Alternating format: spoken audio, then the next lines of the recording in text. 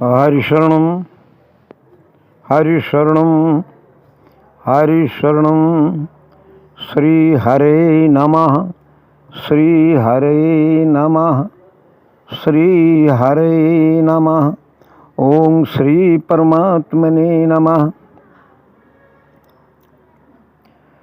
हरिव्यापक सर्वत्र समाना, प्रेम ते प्रगट होई मैं जाना। वो परमात्मा सारे जगत में समान रूप से विद्यमान है, अंदर बाहर। यह नहीं है कि कहीं किसी तीर्थ में ज़्यादा हो तो हमारे गांव में कम हो, एकदम सब जगह बराबर है। जब किसी ने कहा भैया भगवान तो क्षीर सागर में होंगे, किसी ने कहा वैकुंठपुरी में होंगे, तो भगवान शंकर जो तीन लोक के गुरु हैं, तुम त्रिभुवन गुरु वेद बखाना, वान जीव पांवर का जाना, तुम तो तीन लोक के गुरु हो। इस प्रकार से माता पार्वती ने भगवान शंकर को संबोधन किया है। ऐसे तीन लोक के गुरु कहते हैं, रे मूर्खों पागलों, जो तुम कहते हो केवल वैकुंठ में है, ये तुम्हारा कहना असत्य है। तो उन्होंने कहा कि हरि व्यापक सर्वत्र समाना, परमात्मा सभी जगह समान रूप से विद्यमान है, सबके अंदर है और सबके बाहर है। इस प्रकार से सर्वगत की दृष्टि से विचार करके मैं सारे श्रोताओं को प्रणाम करता हूँ। आज की कथा आरंभ होने जा रही है। दूसरा पाठ, राम जन्म का दूसरा पाठ आज आरंभ होने जा रहा है। मैं घनश्याम मिश्रा, ग्राम सोनी हरलाल, जनपद गोंडा, उत्तर प्रदेश से आज कथा का आरंभ करता हूँ। सबसे पहले भगवान गणेश की वंदना। हरि ओम सुमुखश्चैकदन्तश्च कपिलो गजकर्णका, लंबोदरश्च विकटो विघ्ननाशो विनायकः, धूम्रकेतुर्गणाध्यक्षो भालचंद्रो गजानना, द्वादशैतानि नामानि या पठे शृणुयादपि, विद्यारंभे विवाहे च प्रवेशे निर्गमे तथा, संग्रामे संकटे चैव विघ्नस्तस्य न जायते। बोलिए गणेश भगवान की जय। कल देवताओं ने प्रार्थना किया, लेकिन वचन से प्रार्थना किया, वचन समेत स्नेह। भगवान को तुरंत प्रकट कर ले, वो विज्ञानी है। देखिए, सहे सुरन बहुकाल विषादा, नरहरि किए प्रकट प्रहलादा। नरसिंह भगवान को भक्त प्रहलाद ने तुरंत प्रकट कर लिया। ये देवता लोग जितने प्रार्थना करने वाले हैं, ये वचन से प्रार्थना करते हैं। इसलिए भगवान ने इनको वचन दे दिया कि आप लोग मत डरो, मैं आ रहा हूँ, अपनी शक्ति को साथ में लेकर आ रहा हूँ। मेरी संपूर्ण शक्तियाँ मेरे साथ ही अवतरित होंगी और आप लोग निर्भय हो जाओ। जितने भी संसार में अत्याचार हो रहे हैं, मैं सबका दमन करूँगा, इसमें किसी प्रकार का संशय शंका मत करो। ये भगवान ने आश्वस्त कर दिया देवताओं को। देवता लोग प्रसन्न हो गए और कहा, देखिए रावण ने वरदान मांगा है कि हम काहू के मरहि न मारे और बानर मनुज जाति दुई बारे। हम किसी के मारे न मरे, केवल हमें दो जाति जो हमारे भोजन है, एक मनुष्य और एक बंदर, इनको मैं डरता नहीं हूँ, इनको छोड़ दो, इनके लिए गुंजाइश है। तो कहा आप लोग जितने भी देवता हैं सब बंदर बन जाओ। सब लोग बंदर बन गए और सबसे बड़ा बंदर बने भगवान शंकर। हनुमान जी बन गए भगवान शंकर। ये भगवान राम के प्रेम में उनकी सेवा करने के लिए शंकर भगवान हनुमान 11वें रुद्र में आ गए और भगवान की सेवा करने के लिए। अब कथा आगे आती है। राजा दशरथ, उधर दशानन इधर दशरथ, थोड़ा दोनों के नाम लगभग एक तरह। 10 आता है पहले, दशानन, उसके पास 10 मुख है, जो 10 मुख से भोग करना चाहता है, 10 इंद्रियों से भोग करना चाहता है। और इस दशरथ, इन्होंने 10 इंद्रियों को रथ बनाकर उस पर आरूढ़ हो गए हैं। ये अंतर दशानन और दशरथ में है, दोनों में अंतर है। दशरथ जी के कोई संतान नहीं है। कुछ लोग बड़ा कारण बताते हैं कि एक बार भूपति मन माही भय गलानी मोरी सुतनाही, एक बार क्यों हुआ, लेकिन हमें एक बात जचती है, वो मैं बता रहा हूँ। आगे होई जय सुरपति ले, अरध सिंहासन आसन दे। जब राजा इंद्र के यहाँ दशरथ जी जाते थे तो अपने सिंहासन पर आगे दशरथ को बैठा करके और पीछे अपना बैठ जा। अरध सिंहासन आसन दे, आगे हुए जैसे सुरपति ले, इनको आगे बैठा करके इनकी पूजा करते थे। एक बार किसी ने कहा महाराज आप जो है ये भाग्यहीन है और ये पुत्रहीन है, संतानहीन है, और इसको नरक में जाना पड़ेगा, क्योंकि भागवत में भी लिखा हुआ है अपुत्रो गतिर्नास्ति, जिसके पास पुत्र नहीं है उसकी गति नहीं होती। तो उसको आगे क्यों बैठाते हो? तो इसको बैठाओ, लेकिन जब चला जाए उसको साफ करो। और उधर बता दिया दशरथ से कि महाराज आपका बड़ा अपमान हो रहा है, जब आप आगे बैठते हो अपने घर को जाते हो तो उस आसन को धुलवाया जाता है, इसलिए आपका अपमान हो रहा है। तो दशरथ जी उस दिन रुक करके और देख लिया कि हमारे बैठने के आसन को धोया जा रहा है, तो उस दिन को बड़ी ग्लानि हुई।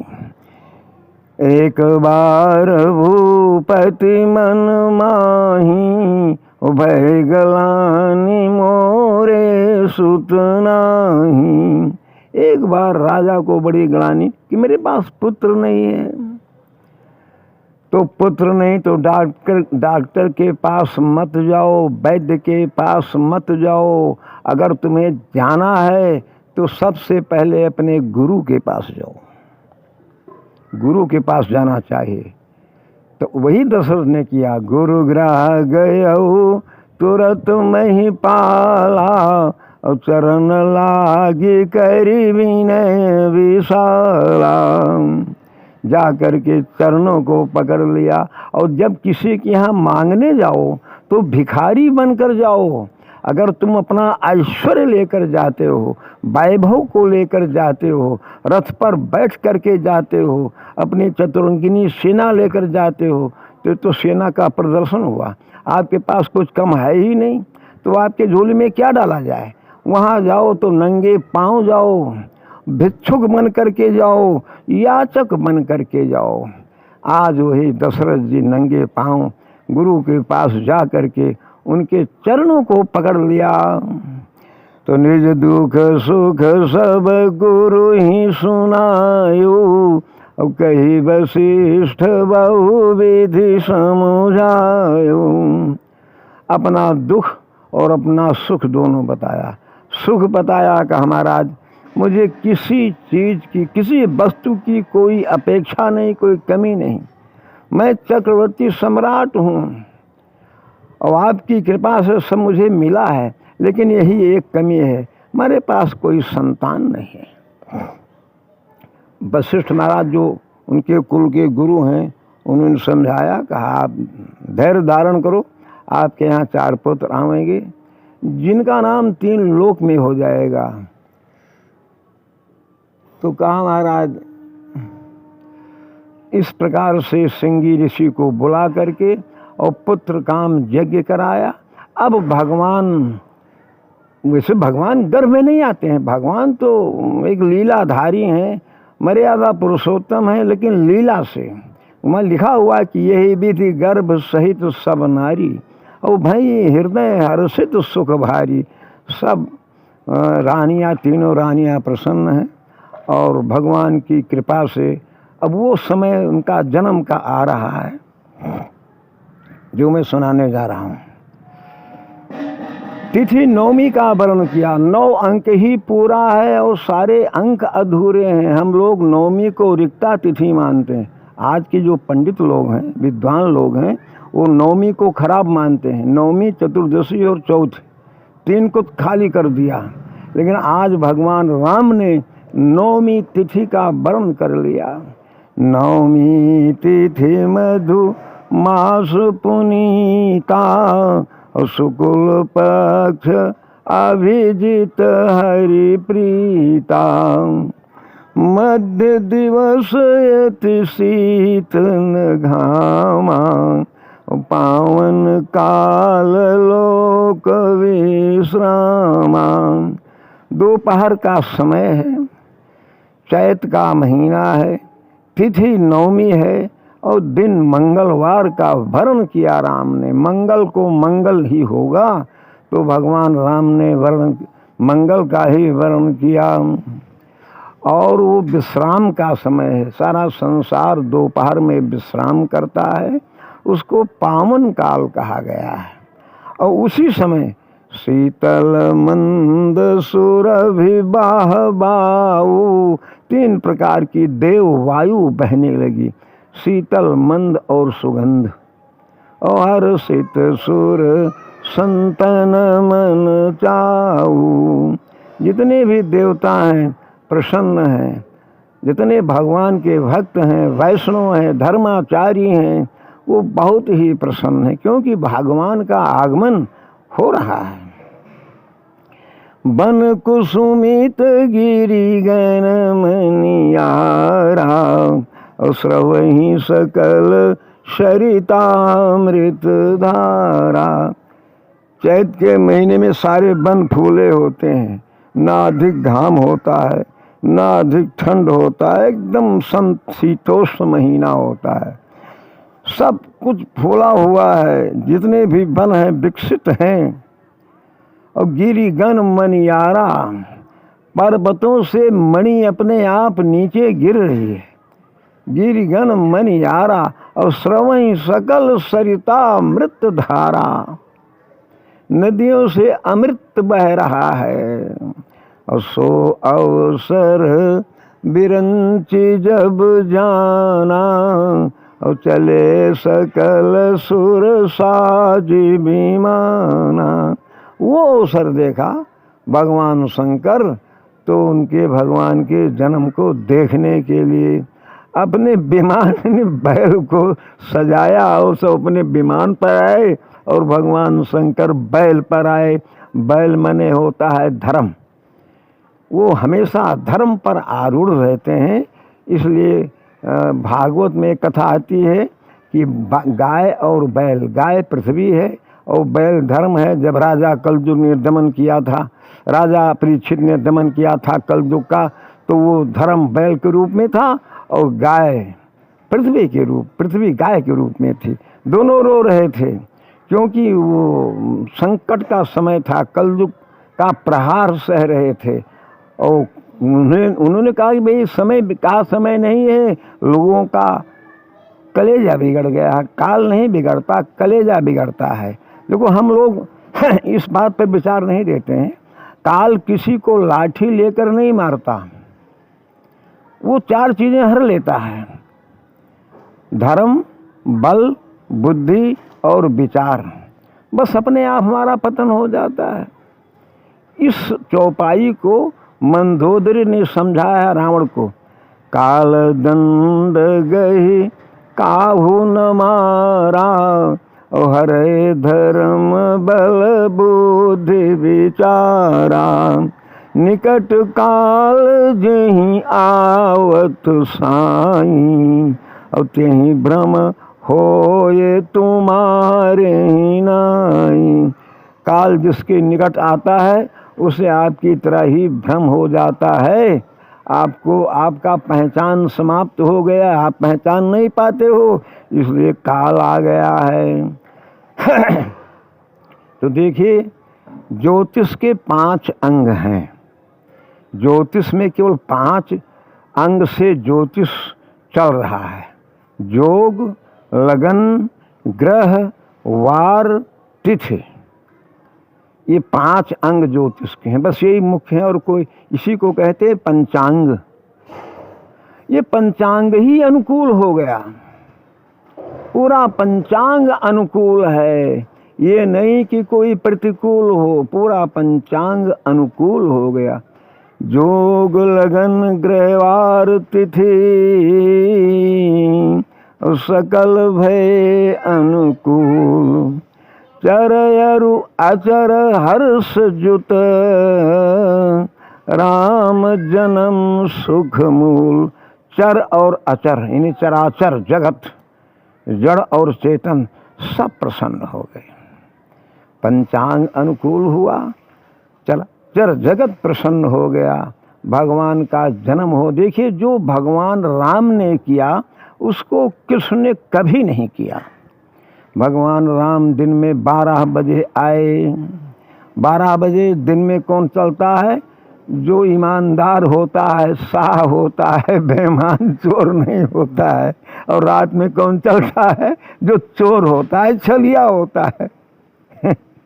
और हमारे कृष्ण भगवान रात में चुरा कर आए, यानी पहला काम ही चोरी का हमारे कृष्ण भगवान ने किया।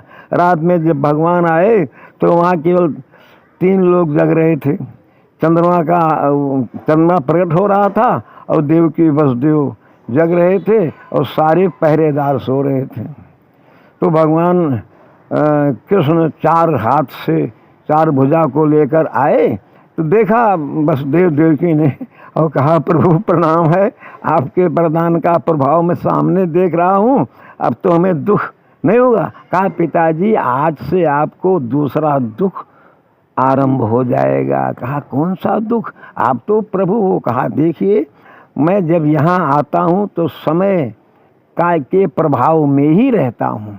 यहाँ से जाऊँगा तब समयातीत हो जाऊँगा, समय का कोई भी प्रभाव मेरे ऊपर नहीं पड़ेगा। लेकिन जब यहाँ आ जाता हूँ तो समय के परिधि में आ जाता हूँ। मेरा नाम है समय। एक सत्यनारायण कथा में एक लाइन है, केचित् कालम बदिष्यन्ति सत्यमीशं तमेव चा। कुछ लोग भगवान को काल कहते हैं, समय। देखिए, आदि मध्यांतहीनाय निर्गुणाय गुणात्मनि और सर्वेषामादि भूताय भक्तानामार्थ नाशिनी। नमो वांग मनसातीत रूपाय अनंत शक्ते आदि मध्यांतहीनाय निर्गुणाय गुणात्मने सर्वेषामादि भूताय भक्तानामार्थ नाशिनी। ये स्तोत्र है जो कथा में है, लेकिन सामवेद का बड़ा सुंदर श्लोक है, विष्णु भगवान की स्तुति है, स्तोत्र है। इसके कहने से भगवान बहुत ही प्रसन्न हो जाते। नारद ने प्रार्थना किया कि प्रभु, आप मन से वाणी से अतीत हैं, आपको जानने के लिए आपकी कृपा ही है और कोई आपको जान सकता नहीं। और आपको जान जाएगा तो फिर वो संसार उसके आगे से हट जाए, संसार समाप्त हो जाएगा, बस वो आप ही हो जाएगा। इसलिए प्रभु, आप गुणों के उत्पन्न करने वाले हो, लेकिन गुणातीत हो और भक्तों की रक्षा करने वाले हो। मैं आपको बारंबार नमस्कार करता हूँ। ये प्रार्थना किया है, ये बहुत सुंदर प्रार्थना हमको भी करनी चाहिए। तो जो कृष्ण ने किया वो राम ने नहीं किया, जो राम ने किया वो कृष्ण ने नहीं किया। थोड़ा हम यहाँ तुलनात्मक दृष्टिकोण से बता रहे हैं। भगवान राम के पास एक स्त्री, एक पत्नी व्रत, सुपनेखा दौड़ी हुई आई, हमारा विवाह करो। भगवान ने कहा, मैंने व्रत ले लिया है, मैं एक पत्नी व्रतधारी हूँ। और हमारे भगवान कृष्ण 16,108 जो आवे सबको मुक्ति, सबको मुक्ति, सबको मुक्ति, सबको अपने अंदर समाहित कर लेना। ये सब जनकपुर की कथाएं हैं। जब इन्हें स्त्रियों ने देखा राम को सुंदर वहाँ जनकपुर में, तो सबके मन में हुआ कि हमारे पति होते तो बड़ा आनंद।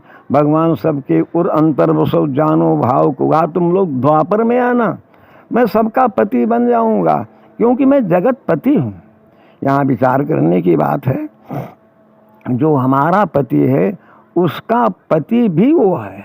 ये हमारा पति स्वार्थी है, ये शरीर का भोग करता है, लेकिन वो जो पति है वो शरीर का उद्धार करता है। एक बार एक पति परदेश जा रहा था, पत्नी रो रही थी कि स्वामी तुम जा रहे हो, मैं किसकी पूजा करूं? तो कहा देखो मेरा चित्र ले लो, फोटो, और तुम उसकी धूप आरती करना, और जब मैं आऊँगा तब फिर मेरी धूप आरती, फोटो की धूप आरती मत करना। अब विचार करने की बात है, चला गया परदेश। अब यहाँ पत्नी धूप आरती फोटो की करती है और अचानक वो आ गया। अब आप लोग बताइए कि वो फोटो की आरती करे कि जो सच्चा पति आया उसकी आरती करे, उसके पाँव को धो, क्या करे? जो सच्चा पति आया है उसकी सेवा करे। ये तो फोटो का जो पति है ये भोग पति है, ये स्वार्थी पति है, ये लौकिक पति है, और इस पति का भी पति वही परमात्मा है। तो भगवान ने उन सखियों को यहाँ गोपी बना दिया, और गोपियों का वो दिव्य प्रेम है। कभी हम सुनाएंगे, मौका आएगा रास लीला, कि जब भगवान ने रास लीला किया और अपनी बांसुरी बजाया, तो उसमें लिखा हुआ है अनंग वर्धनम, यानी कामदेव बढ़ गया, सबके अंदर कामदेव बढ़ गया, पैदा हो गया। तो सब गोपियाँ भागी। 12 बजे का समय है, शरद पूर्णिमा की रात्रि है, और जब गोपियाँ आई तो भगवान वहाँ बांसुरी वादन कर रहे थे और उनको प्रणाम किया। तो भगवान ने कहा, अरे ओ महाभागा सुस्वागतम सुस्वागतम, हे आप लोग महाभाग्यवान हो, आपका स्वागत है। तो अब यहाँ किस लिए आए हो? तो भगवान ने कहा देखो, वो गोपिनों का देखो बुलाया अपना, और कहते हैं किस लिए आई हो? अरे अपने पति को छोड़ करके आई हूँ, अच्छी बात नहीं है।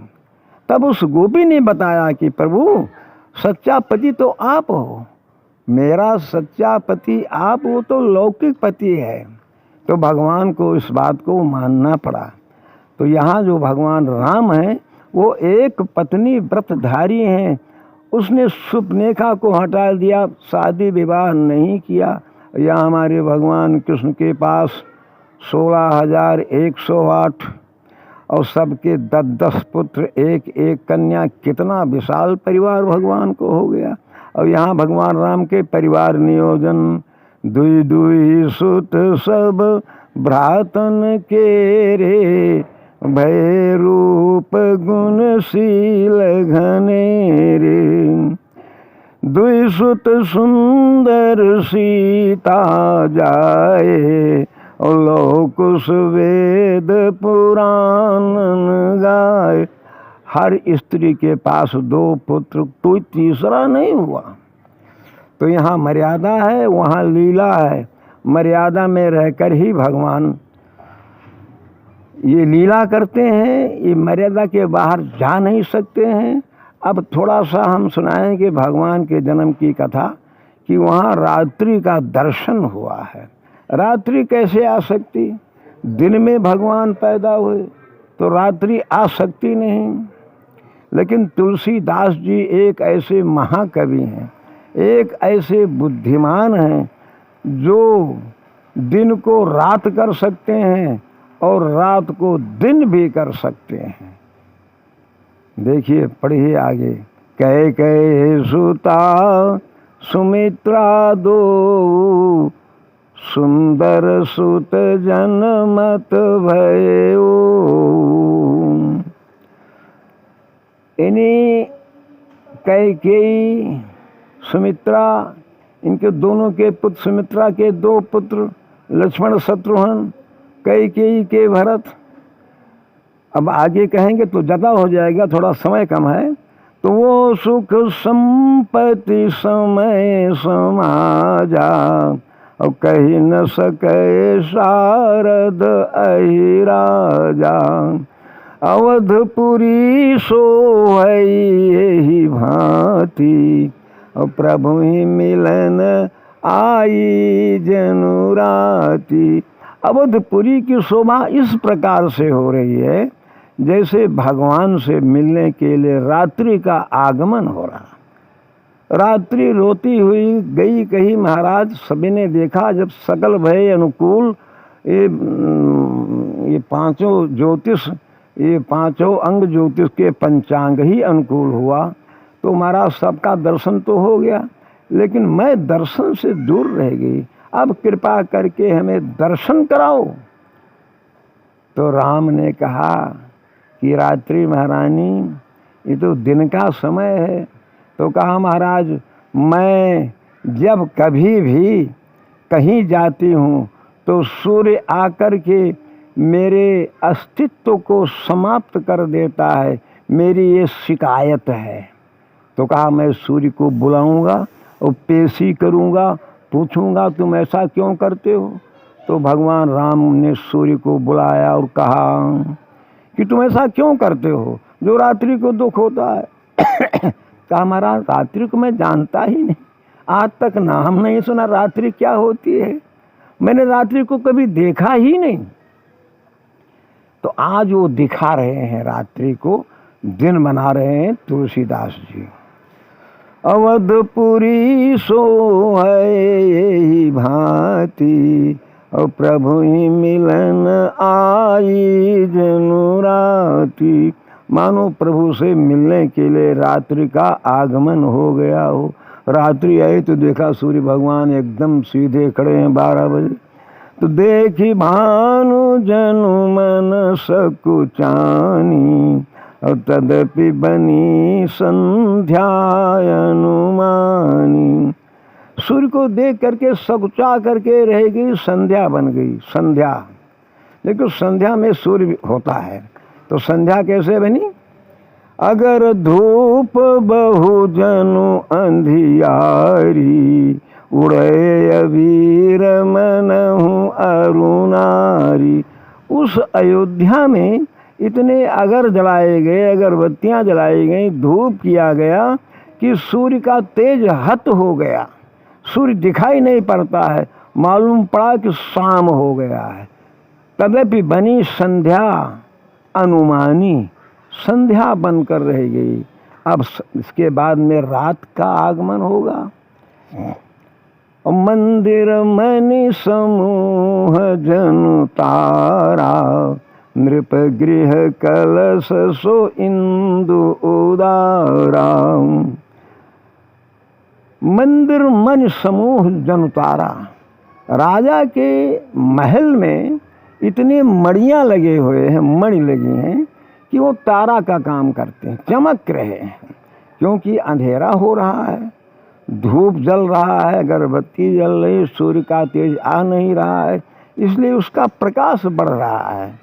तो मंदिर मणि समूह जनु तारा, नृप ग्रह कलश सो इंदु उदारा। इंदु माने चंद्रमा।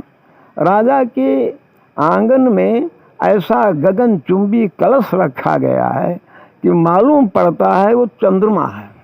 अब देखिए, चंद्रमा का आगमन हो गया, तारे भी आ गए।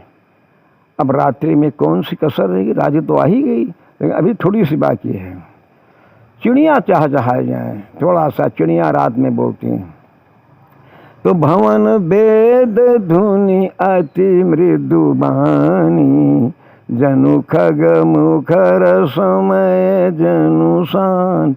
उस राजभवन में ब्राह्मण लोग वेद पाठ करते हैं, तो जो आवाज़ निकलती बाहर जाती है, मालूम पड़ता है कि जनु खग मुखर समय जन, मानो चिड़ियाँ चहचहा रही हैं। तो कौतुक देखी पतंग भुलाना।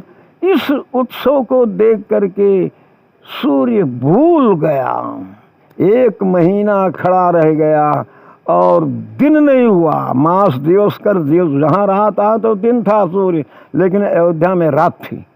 मास दिवस कर दिवस भाग और मरम न जाने कोय, रथ समेत रवि था क्यों निशा कवन विधि होय। सियावर रामचंद्र की जय। शेष कल होगा।